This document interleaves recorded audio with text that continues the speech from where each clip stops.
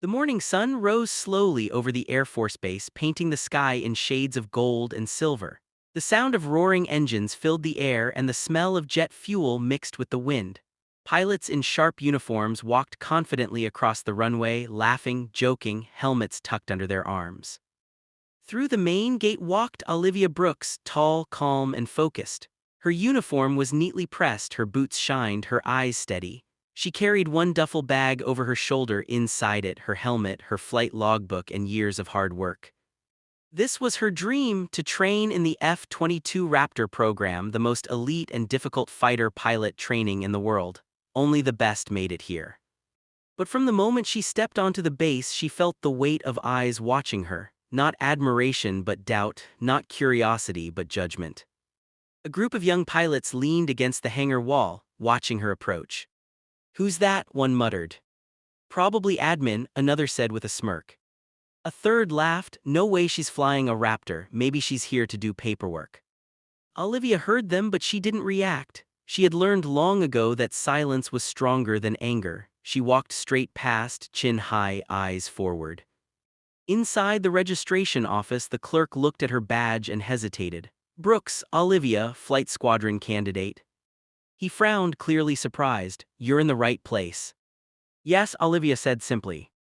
As she pinned her name tag to her chest, a female officer walking by whispered to another, "They're really letting anyone in now." They laughed as they left the room.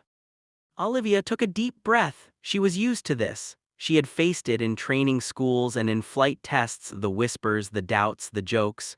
But this time she decided she wouldn't explain herself to anyone, she would let her flying speak for her. The first briefing hall was filled with rows of pilots, mostly men, loud and confident. Olivia sat quietly near the back, notebook open, pen ready.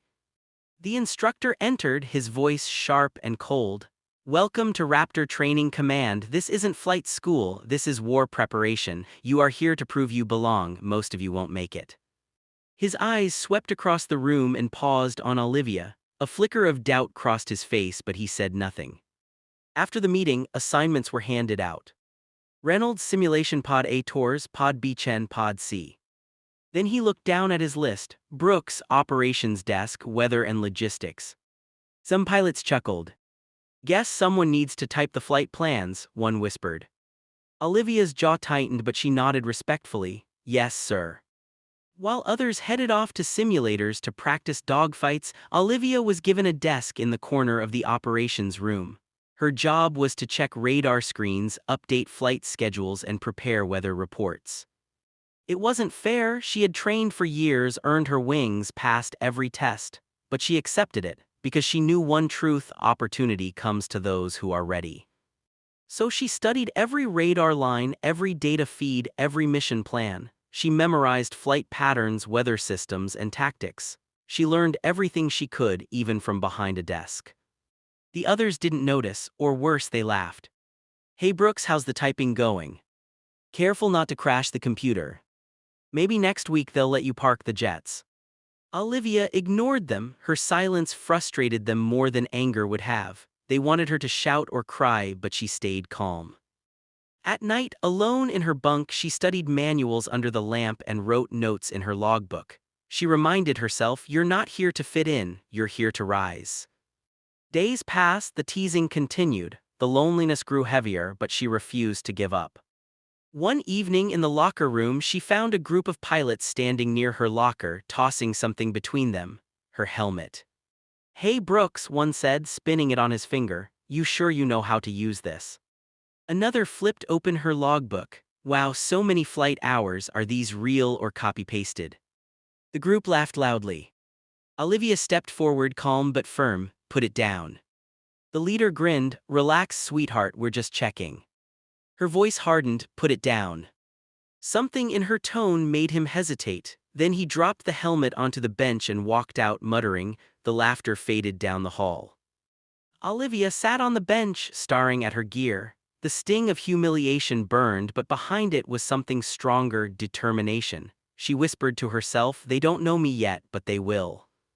She returned to her desk the next morning and worked harder. She checked every number, every line of data. One afternoon, she noticed a small error, a misaligned coordinate in a navigation plan. It looked harmless, but it could have sent a jet miles off course. She reported it to the chief technician, who rolled his eyes but checked anyway. His face turned serious. "You caught this?" "Yes, sir." "This could have caused a crash. Good work, Brooks." It was the first time anyone praised her, a small victory, but it mattered. Over the next weeks, she quietly earned more respect. She spotted dangerous weather shifts before radar alerts. She corrected fuel data mistakes others missed. When a storm warning came late, she predicted the wind pattern and saved 2 planes from dangerous takeoffs. "Nice work, Brooks," the weather officer said one morning. "You've got sharp eyes." Still, she was not allowed to fly, and still, some pilots mocked her, but now some began to notice and to wonder. Then came the mission that changed everything.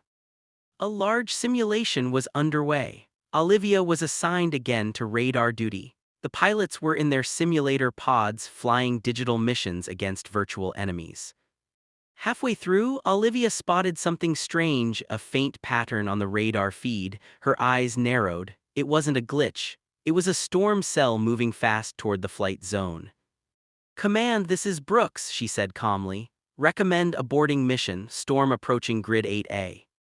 The commander frowned. "Radar is clear." "Check secondary scan, sir. Turbulence forming at low altitude." They checked. She was right. Within minutes, the area was dangerous. The mission was canceled just in time. Later, the commander approached her. "Good call, Brooks, you just saved a squadron." That day, whispers around the base changed. People began to see her not as a clerk but as someone sharp, someone who saw what others didn't. Still, she hadn't flown a single mission. But she kept preparing, studying, waiting. Her chance arrived unexpectedly. One night during a complex simulator run, the system crashed, alarms flashing red, screens freezing. Everyone panicked. "I can fix it," Olivia said. The technician stepped aside uncertainly. Olivia moved quickly, her fingers flying across the keyboard. She bypassed corrupted code, restored systems, and restarted the mission in minutes. The commander watched stunned. "How did you learn this?" "I studied," she replied simply. Before anyone could react, she climbed into an empty simulator seat. "Brooks, what are you doing?" someone asked. "Flying," she answered. The simulation roared to life. Olivia took off, weaving through enemy fire with impossible precision. She used every trick, every maneuver she had ever studied. When the mission ended, the statistics flashed on screen. "Highest score in camp history." Silence filled the room. The commander stepped forward. "Brooks, you're flying tomorrow." The next morning, Olivia stood beside a shining F-22 Raptor. Her heart raced, but her hands were steady. She put on her helmet, climbed into the cockpit, and gripped the controls. As the engine thundered to life, she whispered, "For every doubt, for every laugh, this is for me." The jet soared upward, cutting through clouds like lightning. In the sky, Olivia felt weightless, free. Every move was instinct, every turn graceful. She belonged here. When she landed, the commander waited at the runway. "Welcome to the sky, Brooks," he said with a proud smile. Her final test came weeks later, a full combat simulation. Teams of pilots faced off in the air. Olivia's team doubted her. "Just stay out of the way," their leader said. But when the mission began, they abandoned her. She was alone against 6 enemy aircraft. Olivia didn't panic. She stayed calm, calculating, using radar, stealth, and quick thinking. One by one, she outsmarted and defeated every opponent. When the mission ended, her name appeared at the top. "Perfect mission score, new record." The base stood silent, then the commander announced, "Lieutenant Olivia Brooks, you just made history." Those who had mocked her came forward, humbled.